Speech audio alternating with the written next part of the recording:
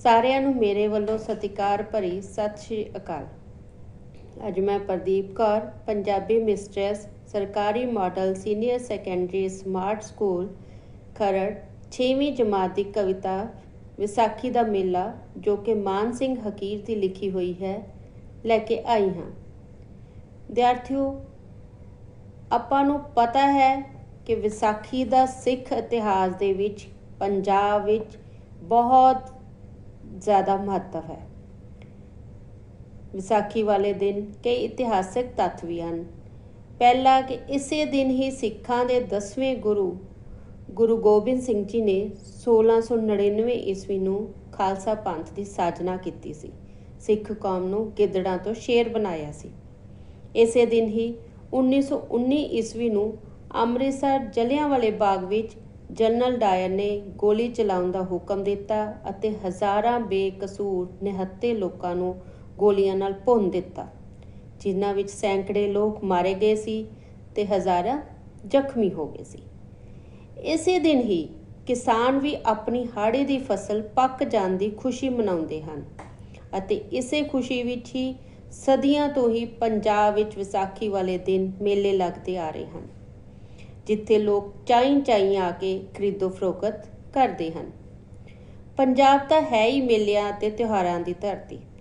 ਇਸ ਕਵਿਤਾ ਵਿੱਚ ਕਵੀ ਮਾਨ ਸਿੰਘ ਹਕੀਰ ਨੇ ਵਿਸਾਖੀ ਦੇ ਮੇਲੇ ਦਾ ਜ਼ਿਕਰ ਇੰਨੇ ਸੋਹਣੇ ਢੰਗ ਨਾਲ ਕੀਤਾ ਹੈ ਕਿ ਸਾਨੂੰ ਕਵਿਤਾ ਪੜ੍ਹਦੇ ਇਸ ਤਰ੍ਹਾਂ ਮਹਿਸੂਸ ਹੁੰਦਾ ਹੈ ਕਿ ਅਸੀਂ ਆਪ ਮੇਲੇ ਵਿੱਚ ਘੁੰਮ ਰਹੇ ਹੋਈਏ। ਹੁਣ ਕਵਿਤਾ ਵਿਸਾਖੀ ਦਾ ਮੇਲਾ। ਕਿੰਨਾ ਹੈ ਵਿਸਾਖੀ ਵਾਲਾ ਮੇਲਾ ਭਰਿਆ, ਜਾਏ ਨਾ ਬਾਜ਼ਾਰਾਂ ਵਿੱਚ ਪੈਰ ਧਰਿਆ। ਕਿੰਜ ਹਟਵਾਨੀਆਂ ਨੇ ਪਾਈਆਂ ਹੱਟੀਆਂ, ਦੋਹੀਂ ਹੱਥੀ ਕਰਦੇ ਸਵਾਈਆਂ ਖੱਟੀਆਂ।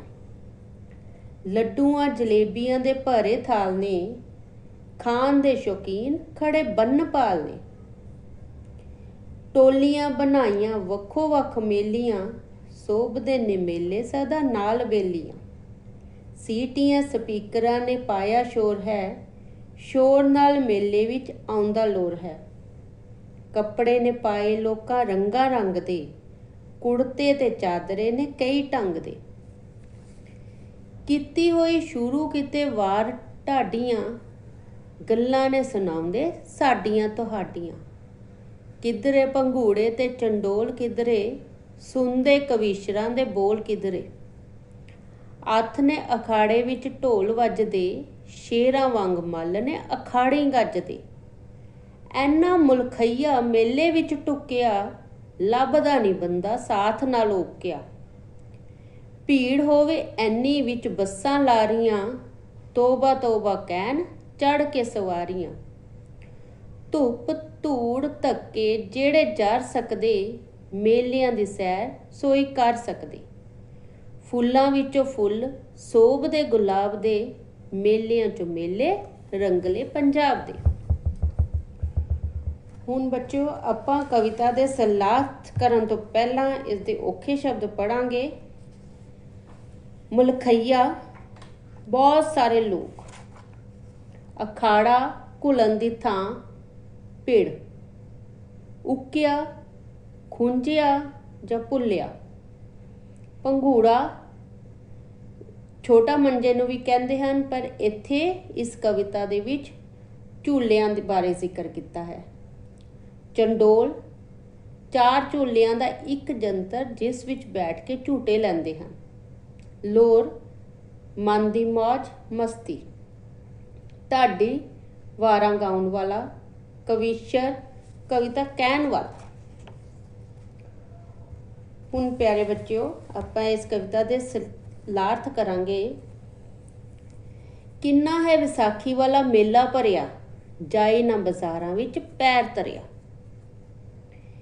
ਇਹਨਾਂ ਸਤਰਾਂ ਵਿੱਚ ਕਵੀ ਮਾਨ ਸਿੰਘ ਹਕੀਰ ਵਿਸਾਖੀ ਦੇ ਮੇਲੇ ਦਾ ਜ਼ਿਕਰ ਕਰ ਰਿਹਾ, ਉਸਦੀਆਂ ਰੌਣਕਾਂ ਦਾ ਜ਼ਿਕਰ ਕਰ ਰਿਹਾ ਹੈ ਕਿ ਵਿਸਾਖੀ ਦਾ ਮੇਲਾ ਖੂਬ ਭਰਿਆ ਹੋਇਆ, ਮਤਲਬ ਬਹੁਤ ਇਕੱਠ ਹੋਇਆ ਹੈ।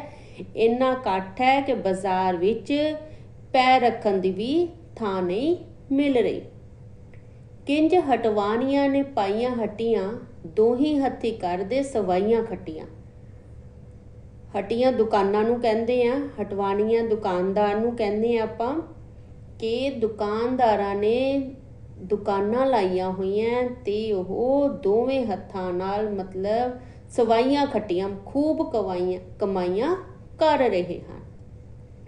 ਲੱਡੂਆਂ ਜਲੇਬੀਆਂ ਦੇ ਭਰੇ ਥਾਲ ਨੇ, ਖਾਣ ਦੇ ਸ਼ੌਕੀਨ ਖੜੇ ਬੰਨ ਪਾਲ ਨੇ।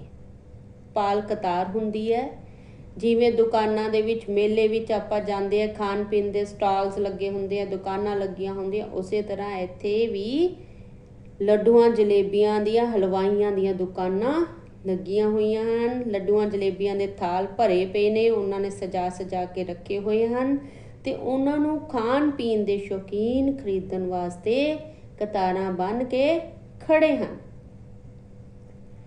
ਟੋਲੀਆਂ ਬਣਾਈਆਂ ਵੱਖੋ ਵੱਖ ਮੇਲੀਆਂ, ਸੋਭਦੇ ਨੇ ਮੇਲੇ ਸਦਾ ਨਾਲ ਵੇਲੀਆਂ।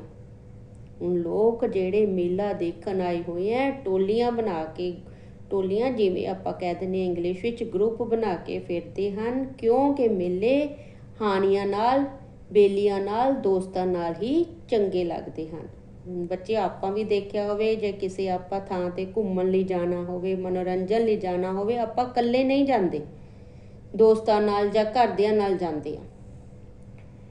ਸੋਭਦੇ ਨੇ ਮੇਲੇ ਸਦਾ ਨਾਲ ਬੇਲੀਆਂ। ਇਸੇ ਤਰ੍ਹਾਂ ਮੇਲੇ ਵੀ ਸਾਨੂੰ ਦੋਸਤਾਂ ਨਾਲ ਹੀ, ਆਪਣੇ ਹਾਣੀਆਂ ਨਾਲ ਹੀ ਚੰਗੇ ਲੱਗਦੇ ਹਨ। ਸੀਟੀਆਂ ਸਪੀਕਰਾਂ ਨੇ ਪਾਇਆ ਸ਼ੋਰ ਹੈ, ਸ਼ੋਰ ਨਾਲ ਮੇਲੇ ਵਿੱਚ ਆਉਂਦਾ ਲੋਰ ਹੈ। ਕਈ ਥਾਵਾਂ ਤੇ ਲਾਊਡ ਸਪੀਕਰਾਂ ਦਾ, ਸੀਟੀਆਂ ਦਾ ਬੜਾ ਰੌਲਾ ਹੈ। ਇਸ ਰੌਲੇ ਨਾਲ, ਇਸ ਸ਼ੋਰ ਨਾਲ ਮੇਲੇ ਵਿੱਚ ਲੋਕਾਂ ਨੂੰ ਲੋਰ ਭਾਵ ਕਿ ਮਸਤੀ ਆ ਰਹੀ ਹੈ।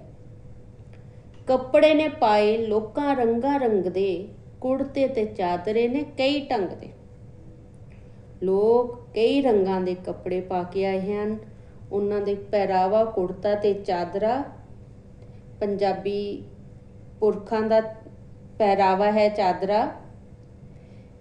ਉਹ ਕਈ ਤਰ੍ਹਾਂ ਦੇ ਸਿਲੇ ਹੋਏ ਸੀ, ਪਾਏ ਹੋਏ ਸੀ, ਨਵੇਂ ਕੱਪੜੇ ਪਾ ਕੇ ਆਏ ਹੋਏ ਹੈ। ਕੀਤੀ ਹੋਈ ਸ਼ੁਰੂ ਕਿਤੇ ਵਾਰ ਢਾਡੀਆਂ, ਗੱਲਾਂ ਨੇ ਸੁਣਾਉਂਦੇ ਸਾਡੀਆਂ ਤੁਹਾਡੀਆਂ। ਵਾਰ ਬੇਟੇ ਜਿਹੜੀ ਹੁੰਦੀ ਹੈ ਵੀਰ ਰਸੀ ਕਵਿਤਾ, ਉਸ ਨੂੰ ਕਹਿੰਦੇ ਆ ਆਪਾਂ, ਕਿ ਕਈ ਥਾਵਾਂ ਤੇ ਢਾਡੀਆਂ ਕਵੀਸ਼ਰਾਂ ਨੇ ਵਾਰ ਗਾ ਰਹੇ ਨੇ, ਵਾਰ ਸ਼ੁਰੂ ਕੀਤੀ ਹੋਈ ਹੈ ਤੇ ਉਹ ਕੋਈ ਘਟਨਾ ਸੁਣਾ ਰਹੇ ਨੇ। ਕਿਧਰੇ ਭੰਗੂੜੇ ਤੇ ਚੰਡੋਲ, ਕਿਧਰੇ ਸੁਣਦੇ ਕਵੀਸ਼ਰਾਂ ਦੇ ਬੋਲ ਕਿਧਰੇ। ਲੋਕ ਕਿਧਰੇ ਭੰਗੂੜੇ ਤੇ ਚੰਡੋਲ ਝੂਟ ਰਹੇ ਹਨ, ਝੂਟੇ ਲੱਗੇ ਹੋਏ ਹਨ, ਤੇ ਕਿਧਰੇ ਕਵੀਸ਼ਰਾਂ ਦੇ ਗੀਤ ਸੁਣ ਰਹੇ ਹਨ, ਉਹਨਾਂ ਦੀ ਆਵਾਜ਼ ਆ ਰਹੀ ਹੈ। ਸ਼ੇਰਾਂ ਵਾਂਗ ਮੱਲ ਨੇ ਅਖਾੜੇ ਗੱਜਦੇ, ਐਨਾ ਮੁਲਖਈਆ ਮੇਲੇ ਵਿੱਚ ਟੁਕਿਆ। ਹੁਣ ਇਹਨਾਂ ਸਤਰਾਂ ਵਿੱਚ ਕਵੀ ਮਾਨ ਸਿੰਘ ਹਕੀਰ ਕਹਿੰਦਾ ਹੈ ਕਿ ਵਿਸਾਖੀ ਦੇ ਮੇਲੇ ਵਿੱਚ ਸ਼ਾਮ ਵੇਲੇ ਢੋਲ ਵੱਜਣੇ ਸ਼ੁਰੂ ਹੋ ਜਾਂਦੇ ਹਨ ਤੇ ਜਿਹੜੇ ਪਹਿਲਵਾਨ ਸ਼ੇਰਾਂ ਵਾਂਗ ਗੱਜਦੇ ਅਖਾੜਿਆਂ ਵਿੱਚ ਆਉਂਦੇ ਹਨ। ਮੇਲੇ ਵਿੱਚ ਇੰਨਾ ਮੁਲਖਈਆ ਮਤਲਬ ਬਹੁਤ ਸਾਰੇ ਲੋਕ ਆਏ ਹੁੰਦੇ ਹਨ। ਲੱਭਦਾ ਨਹੀਂ ਬੰਦਾ ਸਾਥ ਨਾ ਲੋਕਿਆ, ਤੇ ਜੇ ਕੋਈ ਬੰਦਾ ਇੱਕ ਦੂਜੇ ਦਾ ਸਾਥ ਵਿਛੜ ਜਾਏ ਤਾਂ ਉਹ ਮੁੜ ਕੇ ਨਹੀਂ ਲੱਭਦਾ। ਲੱਭਣਾ ਬਹੁਤ ਔਖਾ ਹੁੰਦਾ ਹੈ।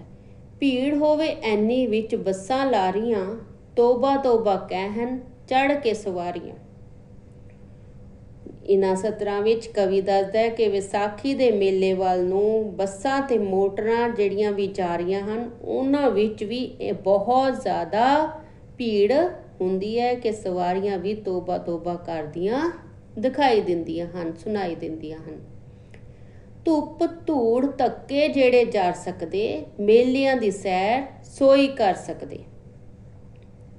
ਇਹ ਪੰਜਾਬੀ ਦਾ ਇੱਕ ਮਹਾਨ ਮਸ਼ਹੂਰ ਕਹਾਵਤ ਹੈ ਕਿ ਮੇਲੇ ਦੇ 3 ਕੰਮ ਪੱਕੇ, ਧੁੱਪ ਧੂੜ ਤੇ ਬੇਫਜ਼ੂਲ ਧੱਕੇ। ਮਤਲਬ ਮੇਲਿਆਂ ਦਾ ਮਜ਼ਾ ਉਹੀ ਲੈ ਸਕਦਾ ਹੈ ਜਿਹੜਾ ਮੇਲੇ ਦੀ ਧੁੱਪ ਨੂੰ, ਬਹੁਤੇ ਲੋਕਾਂ ਦੇ ਆਉਣ ਕਰਕੇ ਧੂੜ ਨੂੰ ਅਤੇ ਮੋਢੇ ਨਾਲ ਮੋਢਾ ਵੱਜਣ ਕਰਕੇ ਧੱਕੇ ਨੂੰ ਬਰਦਾਸ਼ਤ ਕਰ ਸਕਦਾ ਹੋਵੇ। ਉਹੀ ਬੰਦਾ ਮੇਲਿਆਂ ਦੀ ਸੈਰ ਕਰ ਸਕਦਾ ਹੈ, ਉਹੀ ਬੰਦਾ ਮੇਲਿਆਂ ਦਾ ਮਜ਼ਾ ਲੈ ਸਕਦਾ ਹੈ। ਫੁੱਲਾਂ ਵਿੱਚੋਂ ਫੁੱਲ ਸੋਭਦੇ ਗੁਲਾਬ ਦੇ, ਮੇਲਿਆਂ ਵਿੱਚੋਂ ਮੇਲੇ ਰੰਗਲੇ ਪੰਜਾਬ ਦੇ। ਨਾ ਸਤਰਾਂ ਨਾਲ ਕਵਿਤਾ ਦਾ ਅੰਤ ਕਰ ਰਿਹਾ ਕਵੀ ਕਿ ਜਿਵੇਂ ਫੁੱਲਾਂ ਵਿੱਚੋਂ ਗੁਲਾਬ ਦਾ ਫੁੱਲ ਸਭ ਨੂੰ ਸੋਹਣਾ ਲੱਗਦਾ ਹੈ, ਉਸੇ ਤਰ੍ਹਾਂ ਮੇਲਿਆਂ ਵਿੱਚੋਂ ਰੰਗਲੇ ਅਰਥਾਤ ਖੁਸ਼ਹਾਲ ਪੰਜਾਬ ਦੇ ਮੇਲੇ ਹੀ ਸਭ ਨੂੰ ਸੋਹਣੇ ਲੱਗਦੇ ਹਨ। ਹਾਂਜੀ ਪਿਆਰੇ ਬੱਚਿਓ, ਮੈਨੂੰ ਉਮੀਦ ਹੈ ਕਿ ਤੁਹਾਨੂੰ ਇਸ ਕਵਿਤਾ ਦੀ ਚੰਗੀ ਤਰ੍ਹਾਂ ਸਮਝ ਆ ਗਈ ਹੋਵੇਗੀ। ਇਸ ਪਾਠ ਦਾ ਅੰਤ ਮੈਂ ਪੰਜਾਬੀ ਦੀ ਇੱਕ ਮਸ਼ਹੂਰ ਤੁਕ ਜੋ ਪੰਜਾਬੀਆਂ ਦੇ ਮੇਲੇ ਜਾਣ ਦੀ ਤਾਂਘ ਨੂੰ ਬਿਆਨ ਕਰਦੀ ਹੈ ਰਾਹੀਂ ਕਰ ਰਹੀ ਹਾਂ। ਚੱਲੀਏ ਨੀ ਜਰਗ ਦੇ ਮੇਲੇ, ਮੁੰਡਾ ਤੇਰਾ ਮੈਂ ਚੁੱਕ ਲੂੰ। ਧੰਨਵਾਦ।